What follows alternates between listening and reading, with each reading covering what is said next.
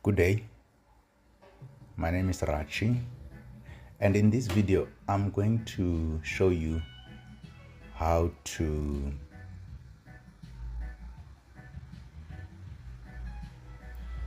export an iXBRL file from Caseware. So I'm going to locate the file that we need to work on, log in,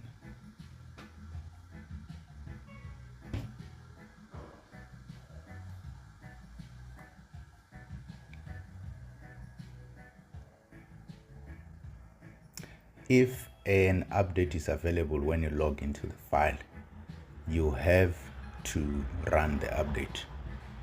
We always extract the iXBRL file from the updated Caseware file. So I'll tick probe MMX. There's also an option to tick the text computation as well as the SME template.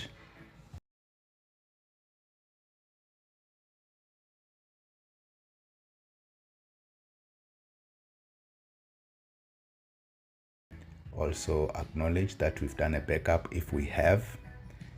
If you are not sure whether we've done a backup or not, I suggest at this point you actually run the backup. So if you click on backup, it will give you that warning to say you need to cancel the update and do the backup first. And this is how you do the backup: file, backup, and then you select the location where you want to file or to put the backup file. Click OK. Then the system will back up to that location. Once the backup is done,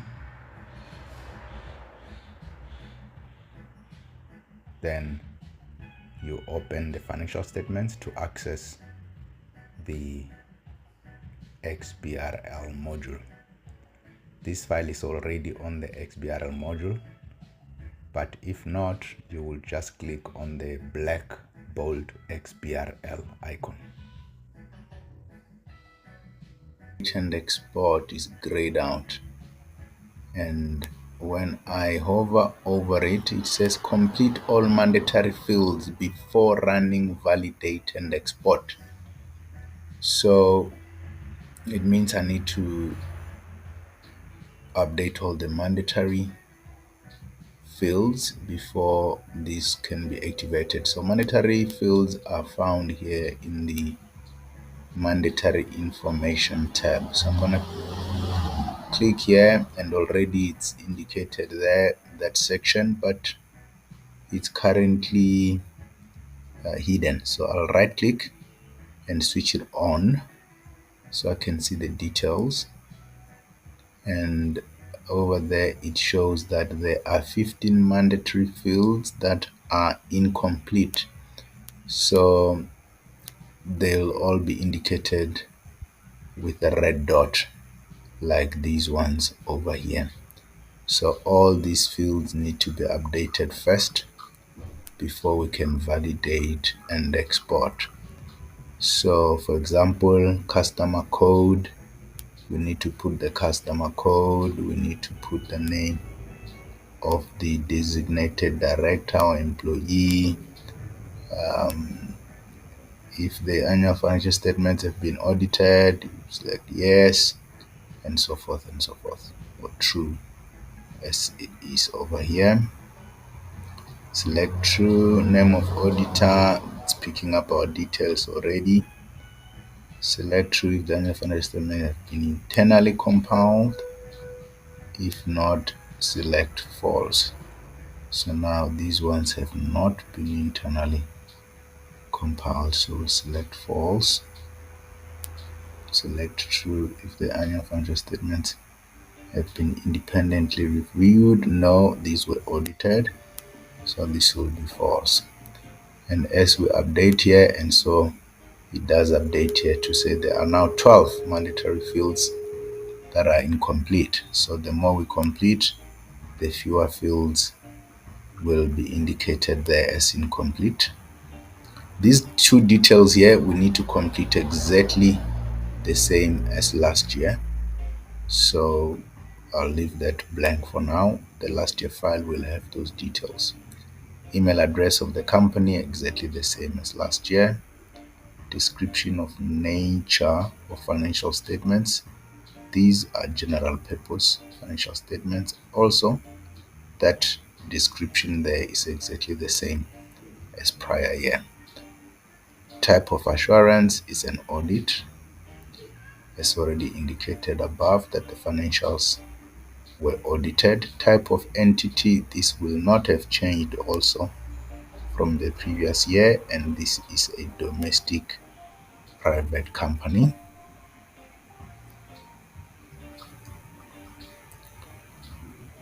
Postal address, same as business address.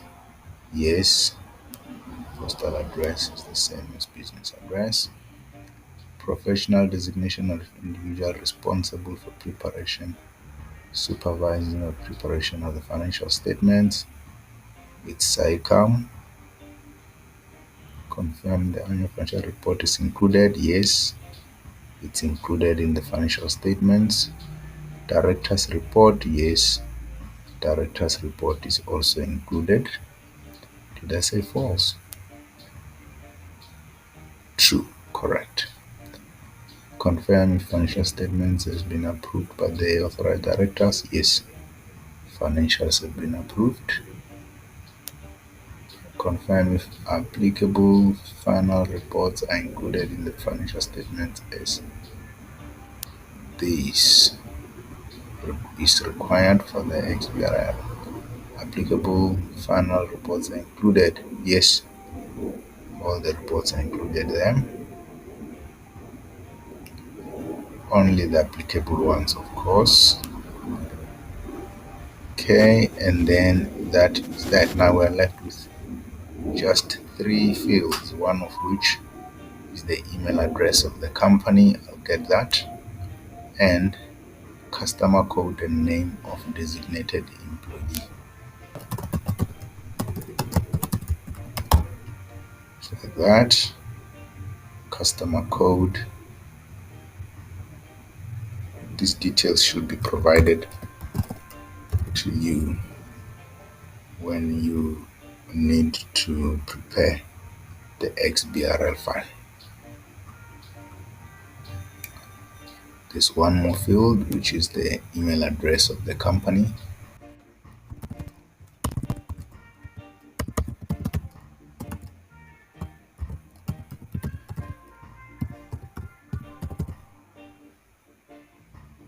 Okay, and now that will be all the mandatory fields. As soon as all the mandatory fields are updated, now the validate and export button is activated.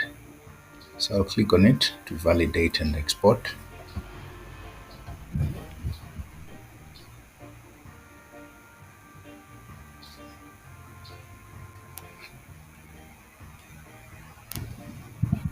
Okay, so warning, we have detected that the iXBRL contents are incorrect. We will now refresh, and then you'll be required to restore the iXBRL text thereafter. That is fine. So let's restore.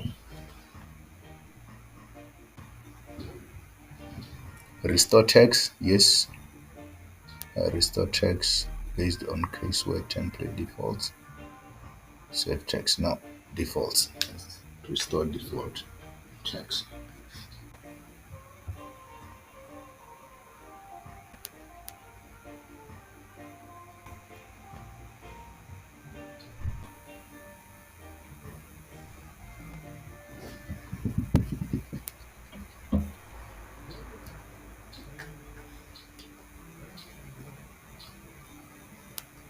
Okay.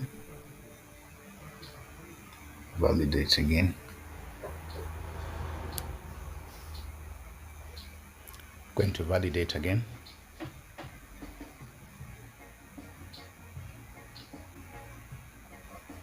That is after restoring the text.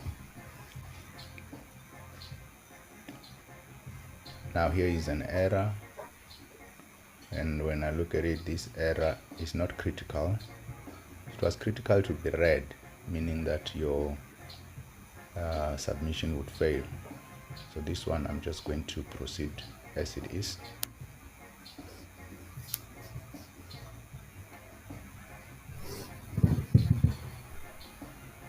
The Excel warning I'm going to close.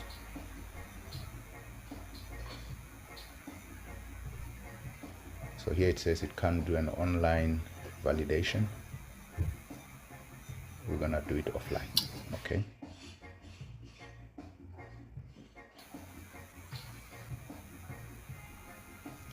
Now the validation result, you can see there's one item there on top with a red color. So that one we need to resolve. The rest I wouldn't worry about. They won't impact on the validation service. So we resolve the red one, which is the text computation. It needs to be switched off.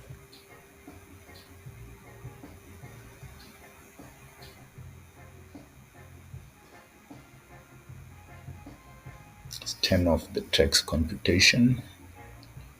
Here it is. Turn it off. And then let's try to export again.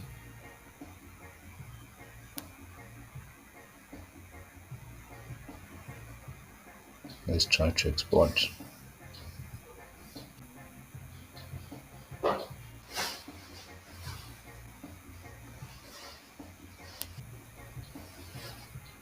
That error again, not critical. I'm gonna proceed with it as it is.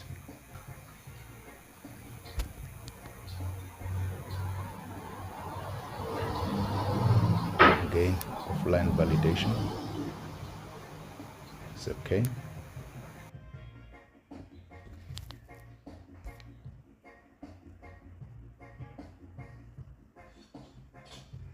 Now that red error or exception is gone. All these remaining ones are all blue, so we won't worry about these. We'll proceed.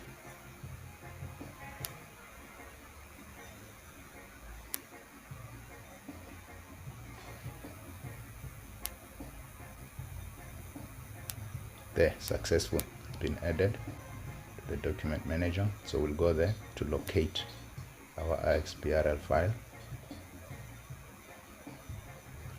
and there it is. Our iXBRL file is there, 2023 file. So now what we need to do is basically to download this file and file it where we can then access it, whether we're sending it to the client or we're attaching it to the job card.